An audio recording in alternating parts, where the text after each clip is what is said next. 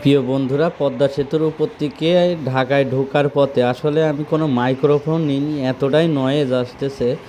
আপনারা দেখতে পাচ্ছেন যে রাতের ঢাকাটা কত সুন্দর। রাতের ঢাকার ভিউ কি, আলো এত সুন্দর, টিপটিপনি বাতি, মনে হচ্ছে যে রাতে যেরকম জনি পোকা ওড়ে একদম সেম আমার কাছে এই রকমটা ভিউ লাগতেছে। আপনাদের কাছে কেমন লাগতেছে আসলে বলতে পারবো না। ট্রেনে যখন ঢাকায় আমরা ঢুকি, যখন ভাঙা পার হয়ে, পদ্মা সেতু পার হয়ে আমরা যখন যাচ্ছি, একের পর এক সুন্দর দৃশ্য দেখতে পাচ্ছি এই রাত্রে। এখন ভোর বাজে, ভোর 4টা, এই 4টার দিকের ভিউ ঢাকায় দেখতে পাচ্ছেন কত সুন্দর ভিউ। যত ভিতরে ঢুকতেছি, কমলাপুর স্টেশনের দিকে আগাচ্ছি, মনে হচ্ছে তত ভিউ আমার কাছে সুন্দর লাগতেছে।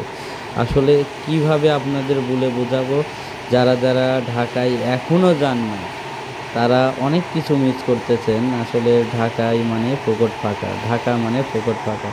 ঢাকায় যে কোনো একটা হোটেলে খাইতে যাবেন, যে কোনো একটা দৃশ্য দেখতে যাবেন, অনেকগুলো টাকা লাগে। আমি নর্মালি খিচুড়ি ভাত আর ডিম ভাজি খেয়েছিলাম ঢাকাতে। তো খাওয়ার পরে বেশিরভাগ সময়তে আমার মনে হয়তো যে 300-400 টাকা খরচ হয়ে যায়। এই জন্য আমি ঢাকাতে গেলে বেশিরভাগ মরক পোলোয়াটা বেশি খাই। মরক পোলোয়াটা খাইলে আমার একটু সুবিধা হয়। সো আপনাদের যার যেটা ভালো লাগে সে সেটা খাবেন। আসলে যার যার মর্জের মালিক শেষে আরেকজন না বলাটাই বেটার। সো রাতের ঢাকার ভিউটা আপনারা দেখতে পারলেন, ভোরের যে ঢাকার ভিউ খুবই সুন্দর। মানে এত সুন্দর ভিউটা আপনারা যদি দেখেন, মনে হবে চারিদিকে জোনাকি পোকার মতো জ্বলছে জ্বলছে জ্বলছে।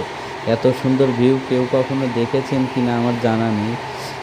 আমি মনে করি যে আমি প্রায়ই ঢাকায় আসতাম, কিন্তু এত সুন্দর ভিউ আমি কখনোই আমার ভিডিও ধারণ করি নাই, কখনো আমি শ্যুট করে যে রাখবো এরকম মন মানসিকতা হয় নাই।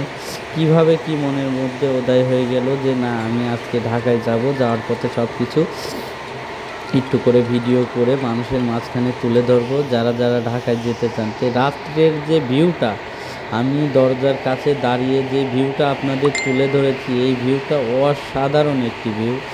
আর এই ভিউটা যে যে দেখতে চান, অবশ্যই রাত 1টা ট্রেনে ঢাকায় চলে যাবেন, যাওয়ার পথে এই ভিউটা আপনারা দেখতে পারবেন। চারিদিকে